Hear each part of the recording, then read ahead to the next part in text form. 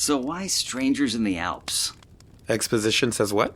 Oh yeah, we totally forgot to explain why we named the podcast that in the last episode, didn't we? Well, like any self-respecting horror franchise, we saved the backstory for the second film in the franchise.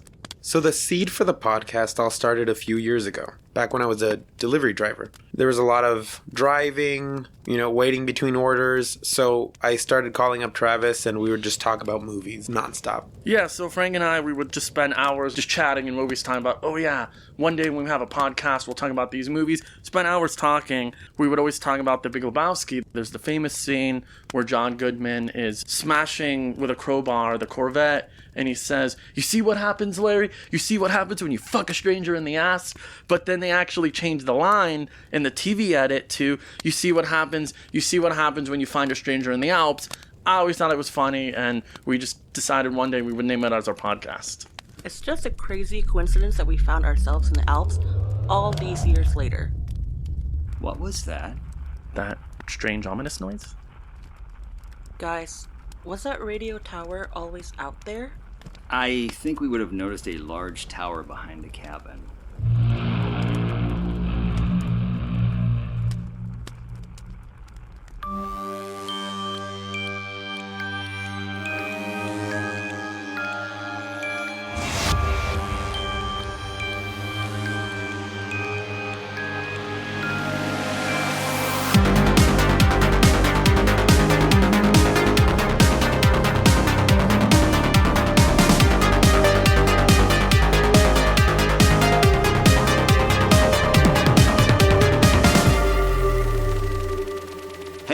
Welcome back to Strangers in the Alps, a slasher podcast.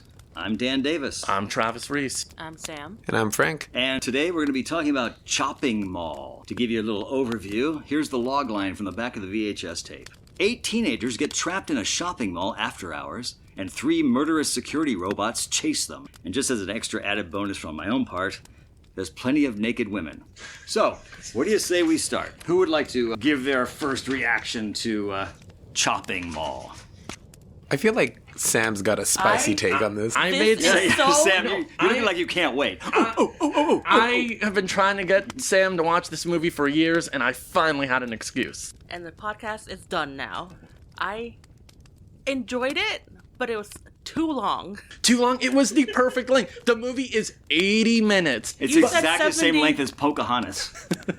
And here's where you and I differ. You like these cheesy horror movies, if you want to call it that.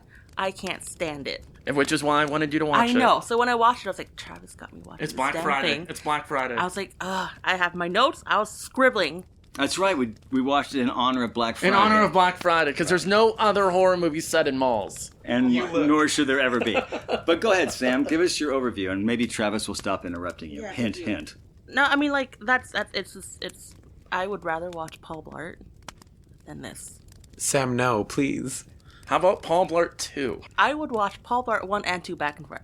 Like, Is I it can't. crazy they made a Paul Blart 2? I mean, just getting Did off they subject. actually make Paul Blart 2? Yeah, Yes, they actually made a sequel to Paul in Blart. Vegas. In Vegas. Vegas? Because Paul Blart hit #1 opening weekend. I'm not joking. It was literally up against nothing. Yeah, I Okay, mean, go ahead, Sam. that's... please, continue. I would just talk crap about it all the time. Just continue. That's what we want, though. Frank, you want to jump in? What the fuck was this? I loved it, but it was so stupid. I gotta tell you, if we're gonna sort of go free for all for a second, I just have this. When I made all these notes, I mean, just as I was watching it. But the thing that struck me like almost immediately was the way it was shot and the dialogue and the acting. It was really more porn than it was slasher movie. God. I mean, honestly, if you took the killing out and just added a little more sex, which, by the way, there's plenty of that anyway, it was really like porn. So are you saying that the line from Linda, I'm sorry, it's not you, Ferdy, I guess I'm not just used to running around a shopping mall in the middle of the night being chased by killer robots? I have that exact line written down. That's the best line in the movie. So it's funny you say that because the director actually wrote a softcore horror movie called The Witches of Breastwick. Yes, he did. Wait, okay. I haven't seen it. But You know a guy. I know a guy that's seen it, and I was like, I never would connect the two. So I'm glad at now, this age, I can connect the two. I was very confused. I was very young when I heard of that line. The director has done many. He goes by many pseudonyms. Many.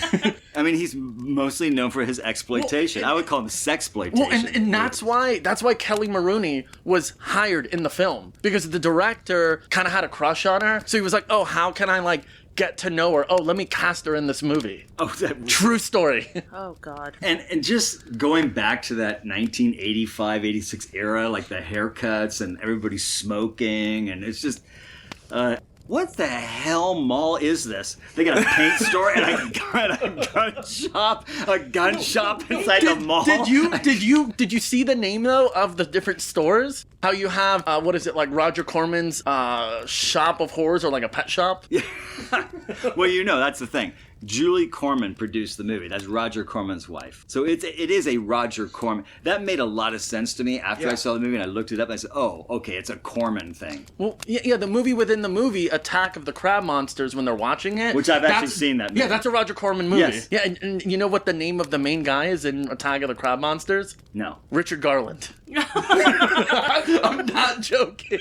Roger's brother. Roger's brother. Quick, a side note for those of you who don't understand. Roger Garland is our sort of main character. Just go on youtube.com/satellite12. And you can see Roger Garland shorts. And you can see his long pants as well. I have a line in my note. Were guns really allowed to be sold like that? That was a serious question. Were they sold? I just thought they just grabbed them and started shooting things. Because they got into the store and they're like, here you go. And I'm like, is that allowed? It wasn't even behind the counter. It was like there, like it was sold. And I was like, that's kind of There was weird. a manager special. Managers I got don't it. think Right, that's right. the most flawed logic in the film. No, let me get to this part. Hold on. Mall? I also had a really genuine question. Do people hold parties in stores? See, that's what I was gonna say. The furniture store? Yeah, or any store. I'll admit, I will freely admit, I did not go to many high school parties when I was in high school, but did I miss out? Who throws a hookup session party at a furniture store It's like a in frat the mall? house. It's a frat in the house. mall. You just weren't around in the 80s, man. You just don't get how that works. Well, I mean, I worked at Banana Republic in mall, and I was never invited to a party as such. Would never go. It's not a thing. I can see you working at Banana Republic. Thank You you got so that much. look. Thank you. I think the thing was a convenience to have this party in the furniture store because they have beds, and it was just an excuse to Right. get all Yeah, the women to pull yeah. their tops off. Because that whole scene was just about looking at women's Yeah. boobs. That was the entire reason that scene existed. It was just like they were, okay, I need this in a mall. How do we fit all of this in a mall? They weren't going to budge on the location, so they just fit everything in a mall, and you get chopping mall. I was just going to say, at the opening, the beginning of the movie, the RoboCop opening, only it really wasn't. Robo have to go, but bad then. Anyway, the opening of the movie, you have that couple sitting there rolling their eyes and commenting on the movie, on the thing. I literally think that they were trying to warn us to not watch the movie. They were literally making fun of this entire story. Because those characters are from another Roger Corman movie named Eating Raoul. Eating Raoul was a Roger Corman Yes, movie? it's the same couple in the film. It's a little cameo. And they actually have a few too. Sorry, jumping a little ahead in the film. Dick Miller, as he's the janitor. Oh, right, the janitor. Yeah, Dick Miller, the janitor. He works all the time. Yeah, he is very much in Roger Corman. He's playing his same character. This is before Marvel Cinematic Universe. He's playing his same character in Buckets of Blood. So you're saying there's a Roger Corman universe? There's a Roger Corman expanded universe. Can I just point out that one of the first lines in this movie is, the one in the middle has an unpleasantly ethnic quality. And that is the first robot to make a kill. They're like, oh, gonna kill you. Yes, the XL 2000. Yeah, I am all for equal wages, but the thing that does not make sense to me in the movie on a financial level is they have this mall now, right? Where they're having these robots. So you're going to have MIT scientists full on staff monitoring it the whole time, pay lab fees, technicians, instead of just paying a security guard $20 an hour. And I feel like with this technology, you can get a security camera installed in all of the stores. Right. That just what makes no sense to me. I'm like, how is this financially stable? And can we also just touch for a second on the again, it's Roger Corman, but on the special effects of the actual robots and the killings themselves. Yeah. I mean, it was CGI, yes, but it was like some middle school kid like put that together for them. It was, and they all die exactly the same way. Sublime. Am I the only one with the electricity shot? It reminded me of that movie Short Circuit. Oh yeah. A lot of this movie reminded me of Short Circuit. Well, I just have to say thank God for mannequins because hey, let's use these mannequins to distract them. Yeah, but I mean, going back to the effects a little bit, this goes back to hiring robots instead of a security guard. My biggest inconsistency was they're shooting the laser sometimes and they're getting hit. And nothing's happening. And then they have the greatest shot of the film when the girl's running and the laser hits her in the head and the head explodes. That was my favorite death That by was far. my favorite death of the film. But it was scanners. I don't know, it's inconsistent lasers. That's your biggest problem. that Inconsistent is- laser. And how many times are you going to take your pistol and keep shooting at the robot with no results? Right? Also, flaw for me. How did these teens become so good at hardwiring elevators? Well, yeah. All of a sudden, they were just like, red wire with the blue wire. Got it. Let's go. Yeah, didn't he apply for a job at the furniture store? I think I was don't like, know. this is the guy you need working the booth for the robots to fix them. He is not furniture store. Nothing against people that work at a furniture store. He's overqualified He's overqualified. for a furniture store. Yeah, because I mean, I'm sorry, I keep going back to this, but The lasers. having the people. The MIT people. Okay, let's go back. So wouldn't it, Dan, if your son went up to you and said, "Hey, Dad, I got a new job at the mall. I'm a technician for security robots," would you not think he was lying to you? Because you were like, "Hey, son, you just went to college. What job you got?" It's like, "Oh yeah, I work at a mall. I'm a technician for robots." What would you say? Say what? It always kind of reminded me of like that one. Everyone had that one kid in school, the one classmate that would just make everything up. Yeah. And you would not believe him. Like I had the kid in school that was like, "Oh yeah, my uncle works for Nintendo." You know what? I was actually that kid and I wasn't lying, okay? I got invited to a free screening 2 months in advance for Harry Potter Lying. and the Chamber of Secrets. Already lied. And nobody believed me. Nobody. Look, my dad won that Kiss FM contest, okay? That's like how my dad won the Kiss FM Wango Tango tickets. Did in he a really? Walmart Target in a Walmart parking lot, and no one believed me. You know what? I got a job at a mall being a technician for robots. I'm just saying that's a real thing. Did any of those actors who were the high school kid, did any of them ever have any kind of a Barbara career? Crampton. Yeah, I was going to say. Barbara Crampton was a huge scream queen in the 80s. She was in Reanimator. Which kill was she? Because I got to tell you, the girl that survived. That's Kelli Maroney. Right. I think she's Her the one that got screaming? burned alive. Yeah, I think she's the one that got burned alive. That one was my favorite kill. Really? Yeah, burning. Yeah, the other kill that was great too was... Okay, stop. There was no great kill. No. It's It the looked one great on camera. And I had to rewind it the first time I watched it when she explodes, and you can tell it's an obvious doll laying on the floor screaming. You can tell it's ADR. Kelli Maroney. The scene when she's in the pet shop and she's hiding under the table and just holding up the like the backpack, and then all of a sudden it's knocking over everything, and the snakes appear, the snakes? and then the spiders all over. Did you notice the robot leaves it cut back to her? She's getting no snakes, no spiders. There's nothing around. In and out. I was just in and out of consciousness at that point. Well, and that's a terrible thing to pick on that moment. There's look, let's all go around real quick and say something. Let's say something positive about the movie. And it can't be I positively hated it. I love this movie. Okay, but you love it because it's so bad. I honestly think it's a very fun movie. You know, it's filmed at the Beverly Center. I didn't go to there much as a kid. Showmugs Galleria, went there all the time. Northridge.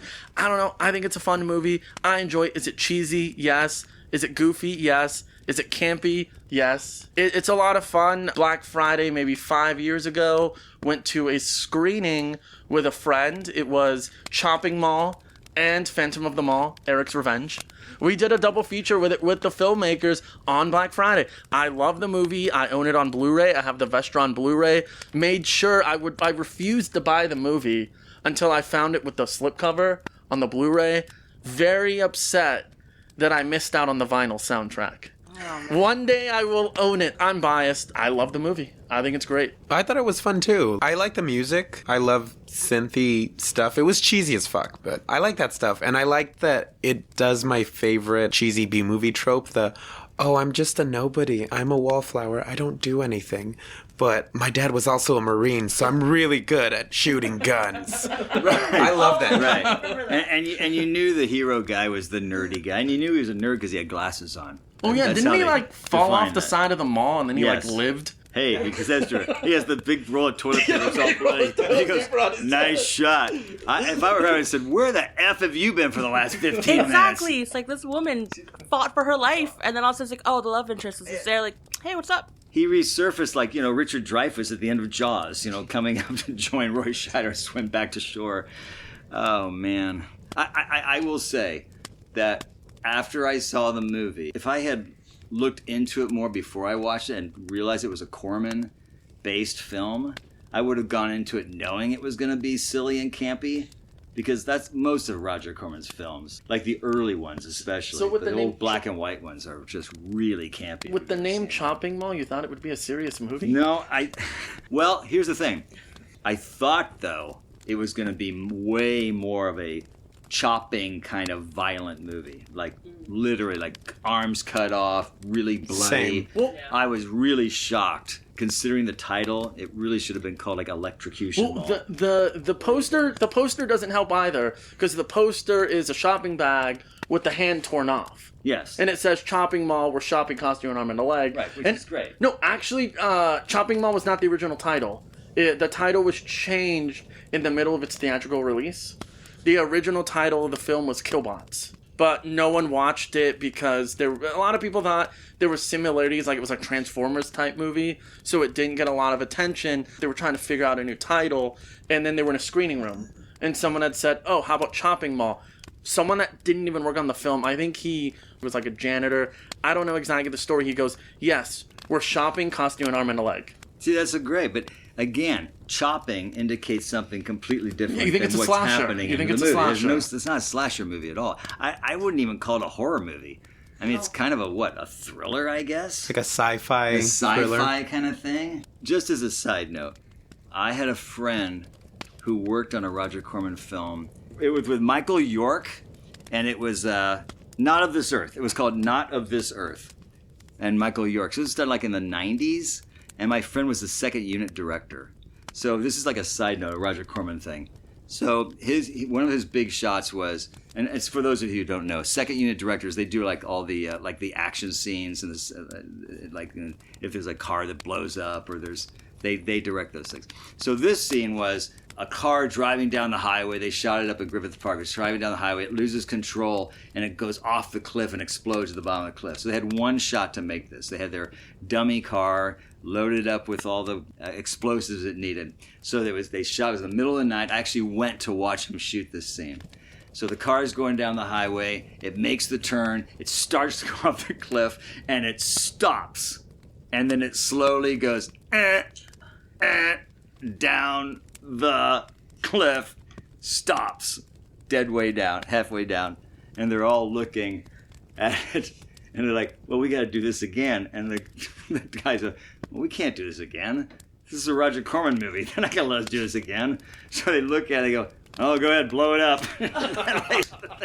The thing blows up. Just sort of sitting there. So then when they did it, they sped up the action and post. So it's driving normal. So it goes real fast at that point and blows up. Classic Roger Corman. That's my story. That's really indicative of what this movie is. It's like... Well, you feel like whatever bad happened in this movie, it was more like, well, whatever, we gotta live with it. I mean, Yeah. You can't change anything. Which is one of the things that makes it really fun. You can tell they're doing the best with what they've got. Yeah, Well, was it Roger Corman's great line? If you do your best for me, you'll never have to work for me again. Exactly. Make a good movie, you'll never have to work for me again. Sam, what's that judgy face? You can't, I'm looking at you, Travis. You can't pick a movie for another 5 turns. Well, No. No. Sam also watched the movie with ads. That's what you told me to. No, it's a VHS. How are there ads? Stick to the character. There's ads on the VHS. Frank, do you know the security guard who reads the Playboy? The one who gets killed, do you know who that was? No. That was Beef from Phantom of the Oh, Paradise. was it really? Yes, yes. Also Bud the Chud. I'm disappointed. I should have caught that. Phantom of the Paradise future episode. I loved a lot of the dialogue in this. It was stupid, but like I wrote down a lot of things. Fuck the fuchsia, it's Friday. Out of context, it makes no sense, but I want to use it all the time. So I got called a sasshole at work today.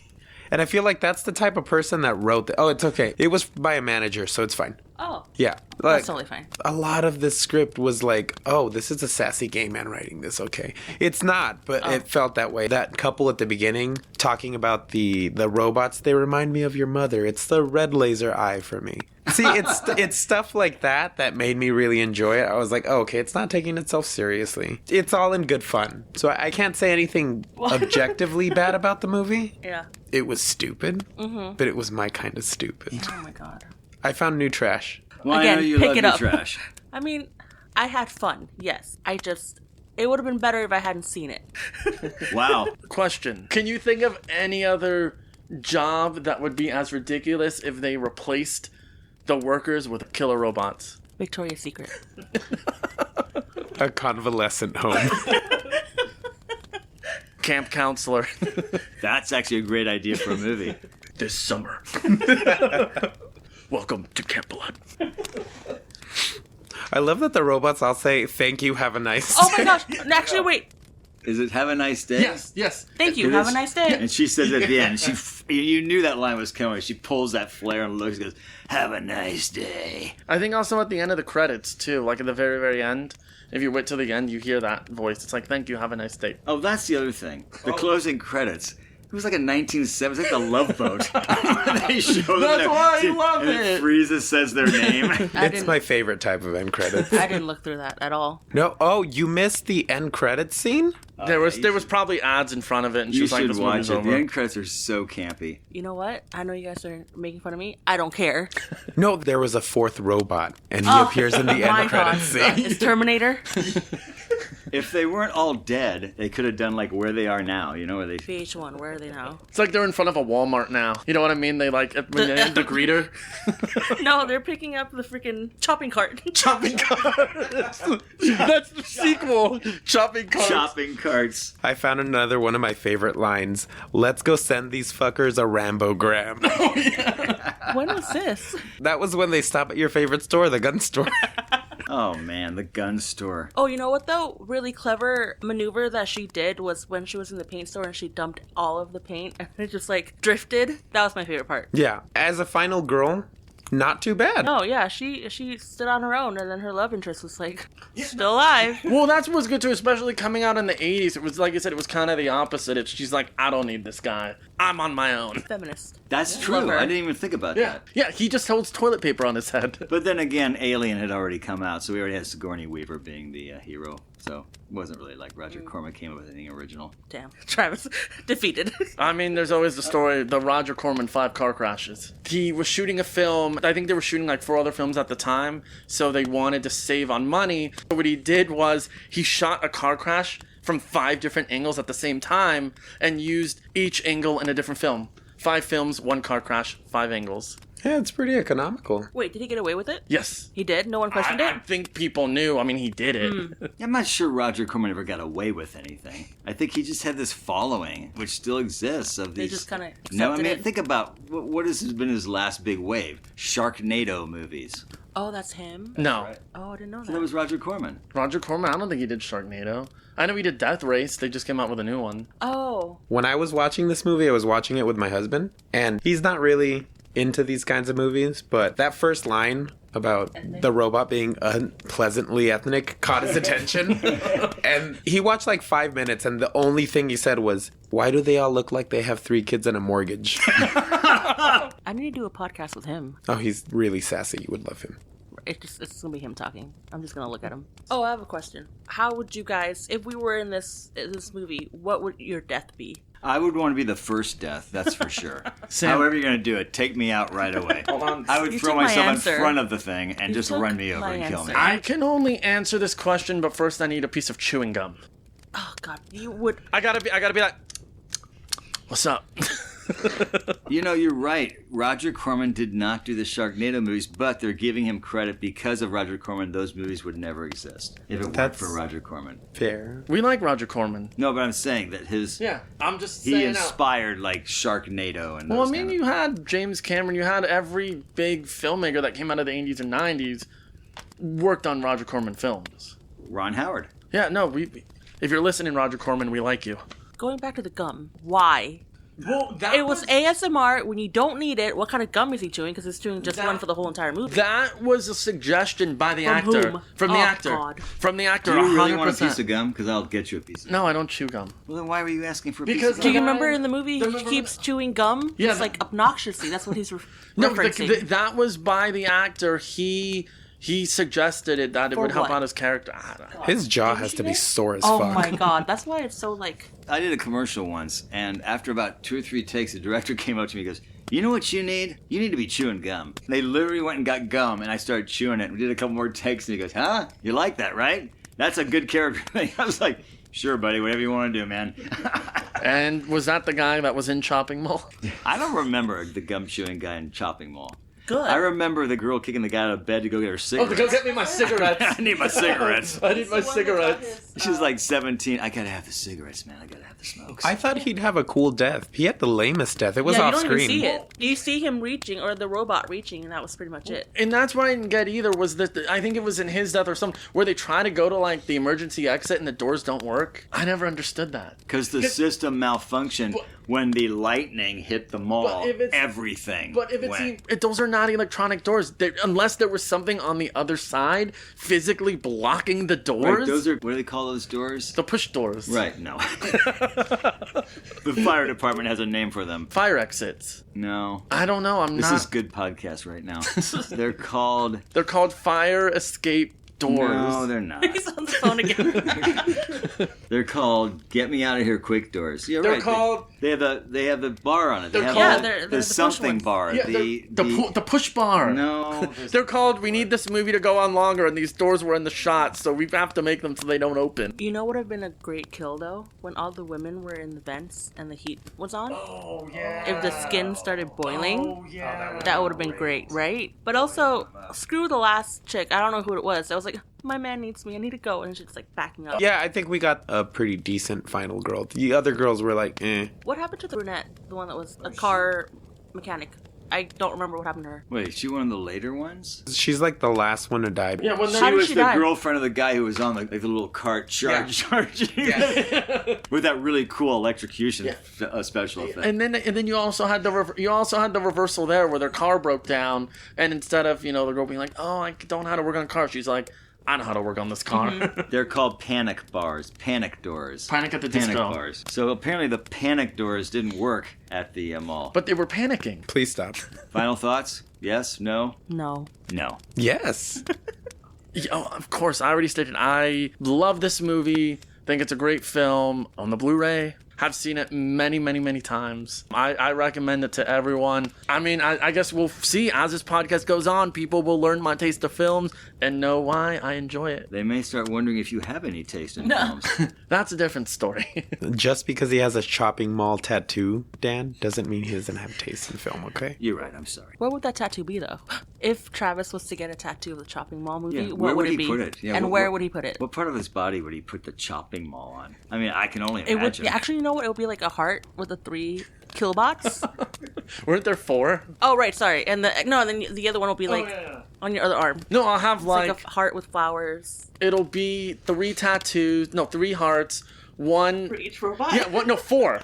Like 3 little hearts, one with each robot. Yeah. And then a bigger heart Oh my with a God. mall in it. That's cute. That's cute with a chopping bag. Where a tattoo costs you an arm and a leg. He really thought about this too. Because he has it. He just won't tell us where it's at. I have to respect you, Travis. You are standing by this movie, and I think that's great. You know what? I'm gonna say this. It's okay to not like a movie. It's okay to not like this movie, It's okay Travis. to like a movie too. I'm not one to argue. No, that's fair. When I think about movies, I think about them on 2 levels. On a critical level, did the movie achieve what it set out to do? I don't think the bar was very high. It wasn't as high as my hand is right now. But there's that other level, that other bar where did it entertain me? And on that level, I think that's where. Can I say something really quick? I think that's where my flaw is, because I went in thinking, okay, how am I going to look at this movie? How am I going to dissect it? That's how I always like approach these things. So bar set so low and I was aiming too high. If I went in with like, oh, it's fine, it's going to be a fun movie to watch, maybe I'll have the same reaction as you guys, but no. They're called panic bars. Shut up. And, I mean, I agree with Frank, because at the end of the day, it's like, I think to kind of explain a bit why I like this movie is you go into other films. I'm just going to say another one I really like is Troll 2. No one ever sets out to make a bad movie. That's just the way it is. With this one, I like it because you can tell the filmmakers actually kind of, well, to a certain extent, actually tried to make a movie, the best movie they can. It wasn't like when you watch the Sci-Fi Channel now, or some films where it's like they get away with it, like, oh, well, it's okay and this is funny because this movie is intentionally bad, or it's supposed to be that way. For me, something about it where you have a film where there was passion behind it, or people making it, and it doesn't always turn out great, it's still fun to watch. I think it's great to watch good movies, but sometimes it's good to watch bad movies, because I feel like there's things you can learn from good movies, bad movies. I don't know, there's always something to learn. I don't know if that makes any sense. It does. But here's the thing. I agree with what you're saying, and I think this is a movie that does sort of fulfill the campiness and all of that. But I also feel like there would be nothing wrong with this movie actually having a more realistic, graphic violence to it, if that doesn't sound too intense. In other words, So you want more chopping in the mall? Well, I mean, I personally don't like that. But when you watch a movie like that, it was just, the kills were just, it was like no thought or money. Like, where was the budget? You'd think in a movie like this, you'd put your budget in the kills. I think a lot of it, too, comes down to, like I said, these inconsistent lasers. Because we don't know. No, it's true, because we don't know. You'll always find a way back to the lasers, I swear. Well, because sometimes, like I said, sometimes they get hit and it does nothing. Other times it hits, it explodes. And like I said, I agree. I feel like at times they were like, well, what are we going to do with this kill? I don't know. Well, we have the head explode. What if the laser suddenly hits and the head explodes? Now this time the laser's gonna do nothing. Yeah. I mean, I don't know if the kills were an afterthought. Some story behind the film is actually the writer and director were hired to make a horror movie entirely set inside a mall. Apparently, according to the writer, the film was written entirely in 24 hours, the story. I don't have any problem believing that. At the Norms down the street from the Beverly Center. Yeah, They I were writing believe it. in the norms? They were riding in the Norms. At 2 a.m. Probably. We'll see. There is rumors that a remake is coming of Chopping Mall. Oh, but maybe Rob Zombie will do it. All right. For next week, we have... Krampus. Oh, hang on. Gotta see if we have this on VHS. Oh! There it is. Krampus. Till next time, this is Strangers in the Alps, a slasher podcast. I'm Dan. I'm Travis. I'm Sam. And I'm Frank. You can follow us on Instagram at Satellite12Films. You can also follow us on TikTok.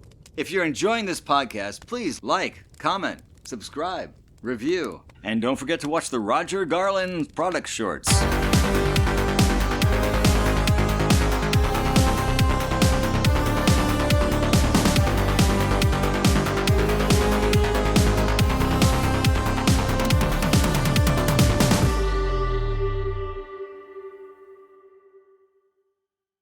Like, comment, subscribe, review.